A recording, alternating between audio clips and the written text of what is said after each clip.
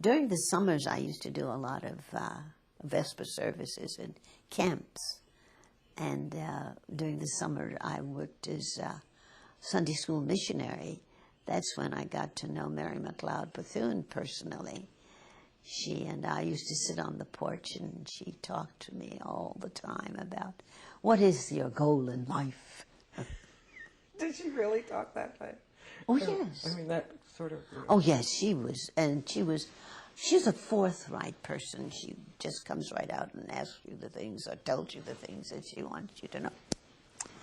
I felt very, very comfortable and sought her out as a mentor, because she would come home during the summers in this little town, Maysville, South Carolina, and one of my parishes was there in Maysville. And what attracted you to her as a mentor? Oh, I think for the fact that she was always in front of the gun somewhere in Washington. And I read about her.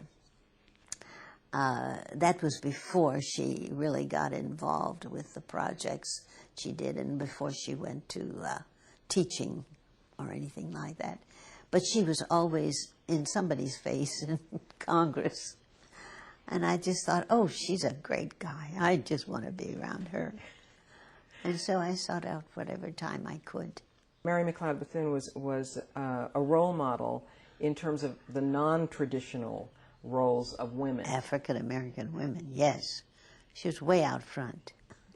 And she wasn't hesitant about it. No reserve, you know. You've got to hear what I'm going to say. And I'm going to say it, whether you hear it or not. You might hear it and not hear it, you know. But I'm going to say it. And she made it very, very plain that she was not mincing her words. I love that about her. And you saw that as a role model for yourself? Yes. I think it what got me off that quiet, irresponsible kind of attitude I had. What do you mean quiet, irresponsible attitude? Well, I was not going to make any waves. Certainly not going to make any waves where I would know that it was going to be a problem for myself or anybody else.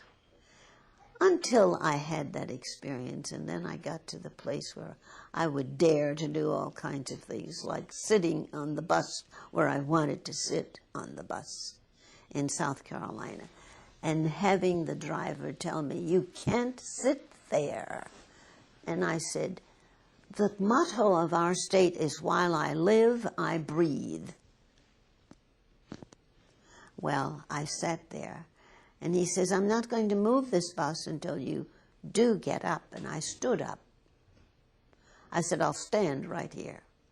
And it was about the third seat from the front of the bus. Anyway, when I got to my terminal was the post office. When I got out there was I think he must have been a guard or something, security man. He was going to arrest me because I had broken the rule. And I said, "Oh, no, you can't arrest me. I'm a student home from college, and you do not have any right to arrest me." And little did I know it, but my father was in the background.